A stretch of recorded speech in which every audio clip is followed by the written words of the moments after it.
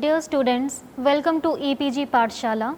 In this module, I will discuss about various applications of remote sensing and GIS for coastal zone management. The learning objective of the module is to understand the application of remote sensing and GIS for mapping, classification and analysis of data pertaining to coastal zones for their effective management and conservation. Now starting with the introduction, what is meant by the term coastal zone? It is an interface between terrestrial and marine ecosystems, that is between land and water. Because of the dynamic interaction between land and water, coastal zone mark an area of continual change. These are highly productive regions and comprise of mangroves, sea grasses, coral reefs and sand dunes. They harbor a variety of floral and faunal species and also regulate cycling of nutrients, filter pollutants and help to protect shorelines from erosion and storms. However, like other natural ecosystems, these are also affected by increased anthropogenic activities which include industrial development, tourism, growth of cities, aquaculture and fishing and disposal of waste, as a result of which reduction in marine biodiversity occurs and it results in degradation of coast. The major factors accounting for degradation and depletion of coastal resources are: number 1, habitat degradation, pollution, population pressure, over exploitation of marine resources, multiple resource use conflicts. Now, among all the above discussed issues, population pressure is often recognized as the most serious factor affecting the coastal zones. Apart from now anthropogenic factors, episodic events like natural calamities like cyclones, tsunamis, floods, they also pose serious threat to human life and property in the coastal zone. Considering all the above mentioned threats to coastal ecosystem, urgent measures are required to be taken to conserve and protect these regions, including individual plant species and communities, to ensure sustainable development. Issues that are needed to be addressed in context of coastal zone management and its protection are: coastal ecosystems and marine living resources. These are the most important components as many marine organisms dwell there. Coastal development, coastal water quality, shoreline protection, coastal hazards and climate change. There is another set of processes occurring in the coast like erosion, deposition, sediment transport and sea level rise, which also modify the shoreline and affect these regions. Therefore, in order to protect and restore them from various degrading factors, periodic assessment and an up-to-date and comprehensive scientific databases on habitats, protected areas, water quality are required to be developed. Based on these databases, proper planning and policy decisions can be framed. Now, what is meant by the collective term coastal zone management? The coastal zone management calls for planning and organization of development processes and control activities of coastal areas aiming at sustainable use of natural resources of coastal zone.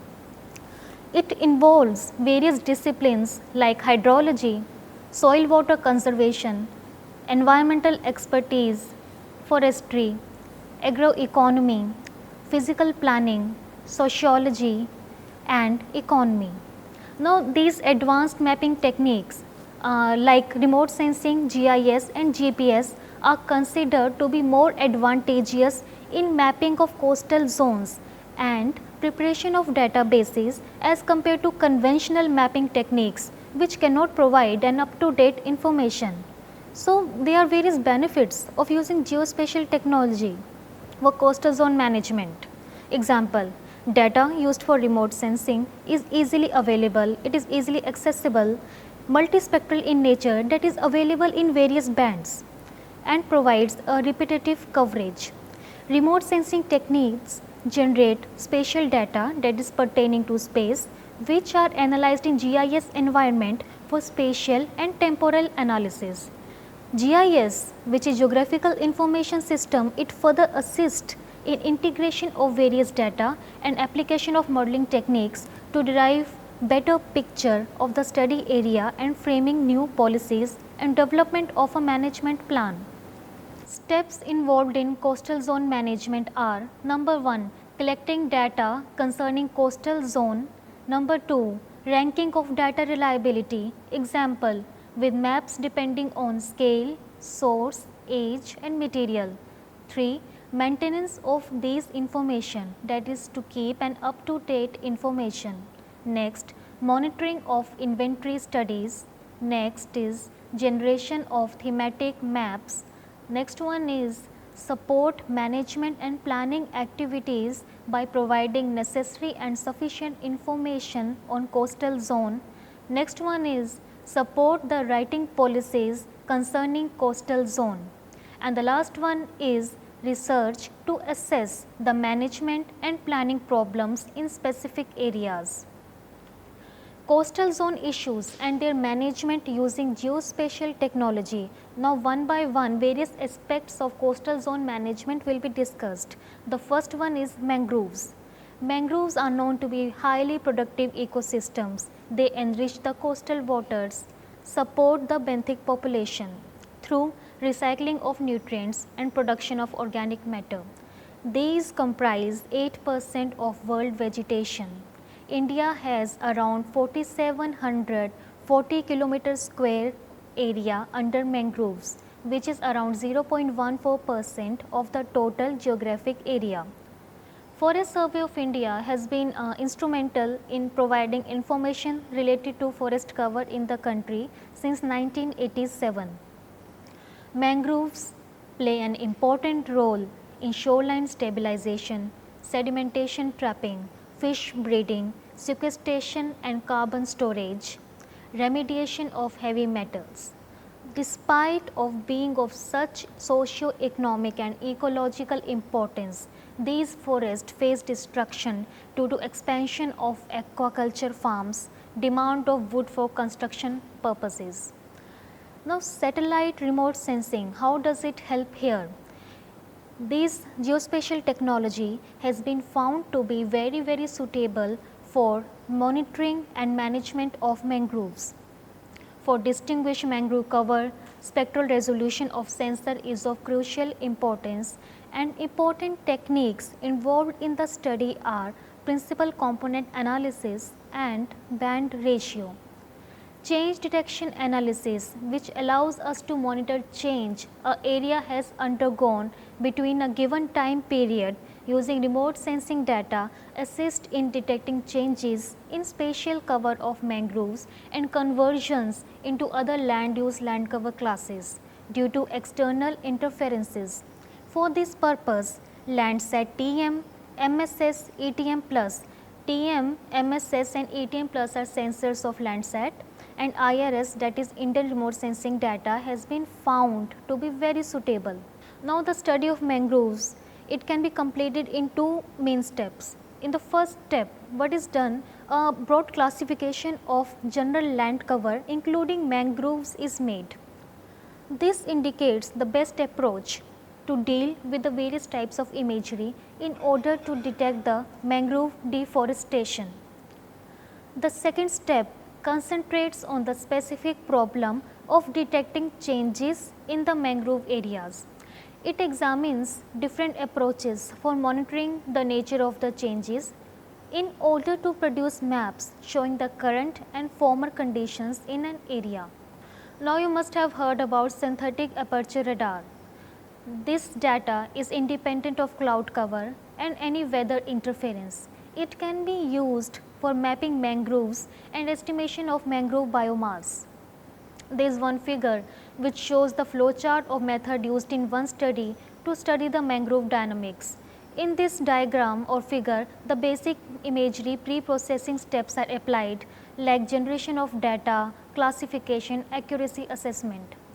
One study was carried out where a detailed information of mangrove species distribution along the west coast of India using geospatial technology was carried out. Mangrove forest in these regions particularly maintain a good food supply and act as protective nurseries for fish and prawn. Changes in the forest cover and coastline changes were studied between 1989 and 2010. Landsat and IRS data was used for the study. Chief mangrove species in the area like Rhizophora, Mucronata, Soneraceae, Avicennia, Soneraceae other species and Candelia candle were studied for their spatial distribution. This study provided a valuable data for drawing plan for restoration and conservation of mangrove habitats. The next point is on coral reefs. Coral reefs ecosystems, they hold a great number of species of any marine ecosystems. Besides this, they are very productive. Thus, they are regarded as one of the most important critical resources for various ecological, environmental and socio-economic reasons. Employment of huge number of individuals is reliant on this biological rich community, as considerable amount of their food and procuring is from the high productivity of coral reef. Besides this, these act as a barrier against wave action, thereby preventing coastal erosion. They also protect mangroves and seagrass beds, which are the breeding and nursery grounds of various economically important organisms. But they are also vulnerable to external impacts, which can be natural or anthropogenic. The majority of anthropogenic effect is caused due to the construction and development activities or other activities related to coast. Around 57% of these ecosystems globally are under threat due to anthropogenic causes like exploitation, coastal development, marine pollution, toxic discharge from industrial and agricultural chemicals. Thus, global pressures on coral reefs due to increasing coastal populations call for their careful analysis, planning and management. Some major issues for the prevention of degradation of corals are: number 1, monitoring long term trends of dynamic changes; number 2, planning and implementing coastal protection; number 3, formulating proper criteria for location of industries, aquaculture and recreational activities. Next is monitoring and conserving critical environmental features. Fifth point is assessing the impact of reclamation of land from sea, sand mining, dredging and recreational activities on coastal ecology. Sixth point is controlling pollution of coastal and estuaries. Seventh, improving navigation systems. In India, the coral reefs are located in Gulf of Kutch, Gulf of Mannar, Lakshadweep Islands and Andaman and Nicobar Islands. The main threats to coral reef colonies in India are it can be due to climate change, algal overgrowth, release of domestic waste and siltation from land based activities. In India, studies on coral reefs in coastal zone are being undertaken by Indian National Centre for Ocean Information Sciences. One study was carried out which used IRS 1C list 3 and PAN merged data for coral reef zonation study. Here, green band of IRS list 3 data was found to be quite useful for this purpose, and coral reef spread over areas as small as 50 meters square were differentiated. Further, very high resolution data such as ECONOS has yielded better results with enhanced accuracy of classification as well as delineation of boundary. IRS List 2 and List 3 data has been used to map coral reefs on the scale of 1 is to 50,000 for uncharted coralline shelf, coral heads, live coral platform and coral pinnacle. The resultant maps were used as a basic input for estimating the boundaries of protected areas and biosphere reserves. Degradation of coral reefs was found to be more disastrous than their total destruction. This was the major outcome. As both coral and mangrove ecosystem form an integral part of coastal zone, the destruction of one could lead to serious consequence on another. Felling of mangroves can lead to increased sediment loading and affect growth of live coral and species diversity. The next point I will discuss is suspended sediment dynamics. Non-point sources of pollution from watershed are often the cause of large proportion of pollutants in various water bodies like estuaries, bays and seas. Degradation in water quality can also be caused by anthropogenic causes like logging, agriculture, irrigation and development. Suspended sediments which affect fisheries, aquatic life and navigation can be easily recognized on remote sensing images. Various satellites like Landsat, IRS, PORT, these allow for detection of any sediment present in shallow coastal waters. Next point is marine water quality. Various types of waste generated as result of industrial processes, municipal treatment plants, offshore exploration and dumping of oil, tourism activity, maritime transport, these are all dumped directly to the seas and degrade the marine environment. Suspended sediments which carry absorbed chemicals and affect navigation, fisheries and aquatic life are easily detected on the satellite imagery. Other indicators of water quality are turbidity, temperature and color. Trophic status, nutrient load are all indicated by chlorophyll values.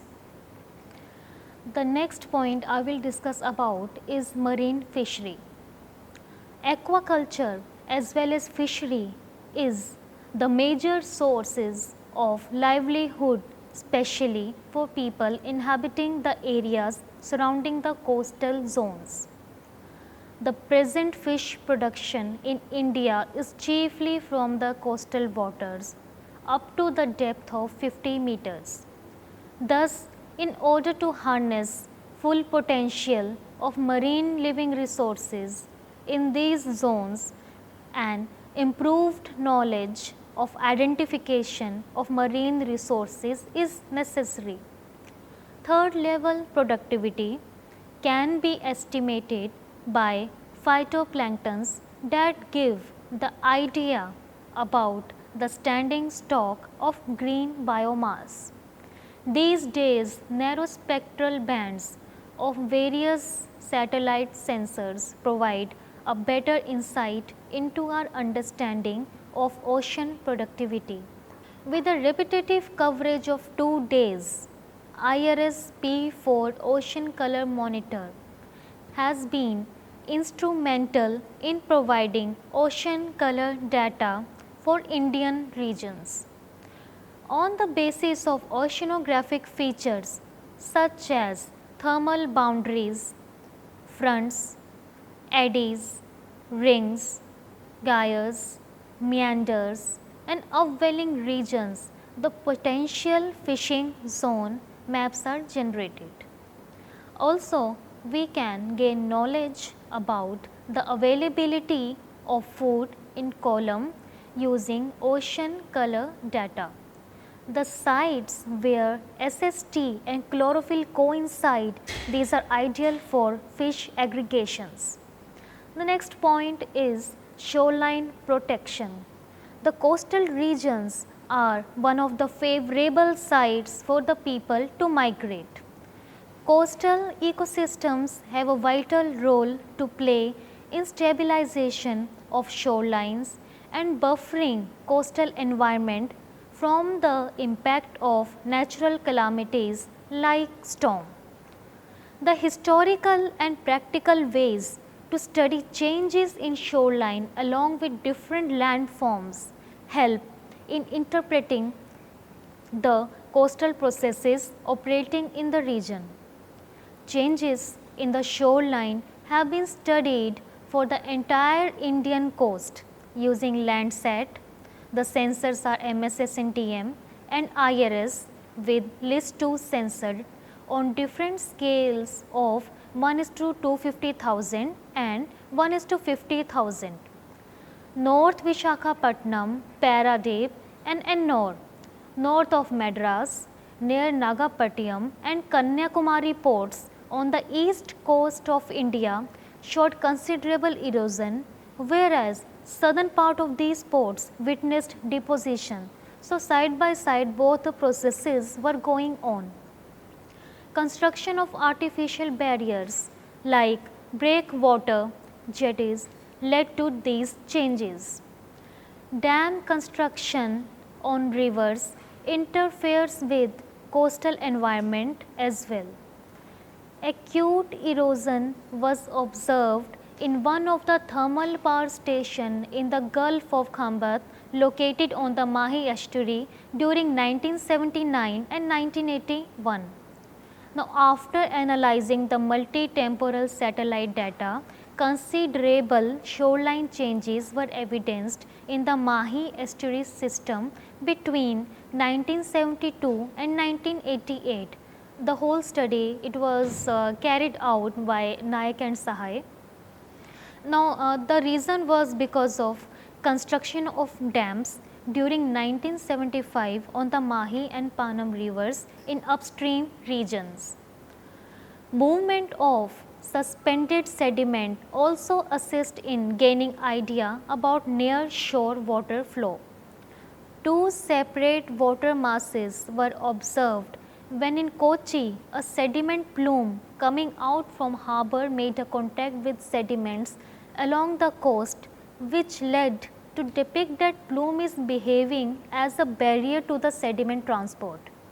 Now, the resultant erosion on the southern coast and deposition on the northern coast was observed due to this. Sediment transport and dispersal can be better studied using IRS-P4 OCM, that is Ocean Color Monitor, because of its 2-day revisit time. In the end, I would like to summarize the whole lecture as we know remote sensing in combination with GIS is a powerful tool for management of coastal zone ecosystems sustainably, which are of great importance and of immense value to mankind. Anthropogenic stress caused as a result of various man-linked activities like industrialization, aquaculture, population pressure and over-exploitation of marine resources has caused degradation and depletion of coastal resources. Therefore, it becomes essential to protect these valuable ecosystems to ensure sustainable development, for which geospatial technology has proven to be of great help. IRS, Landsat and SPOT, these data have been used to generate information on baseline inventory, change detection, eroded areas and sediment transport. PAN data combined with LIS provides detailed spatial information about any construction activity, reclamation and ecologically sensitive areas. Wide field sensor provides high temporal resolution data, which is very useful in studying suspended sediments in coastal waters and also help in understanding dispersion and transport of pollutants. False color composites, that is FCC, generated through LIS and Landsat assist in biodiversity studies as it helps in differentiating between shrubs and mangroves, hence making or marking the vital areas for protection under coastal zones. The state and central agencies, pollution boards and NGOs which are committed for the conservation of coastal ecosystems are now increasingly adopting geospatial data for the routine use after realizing the value of the remote sensing derived information. Thank you.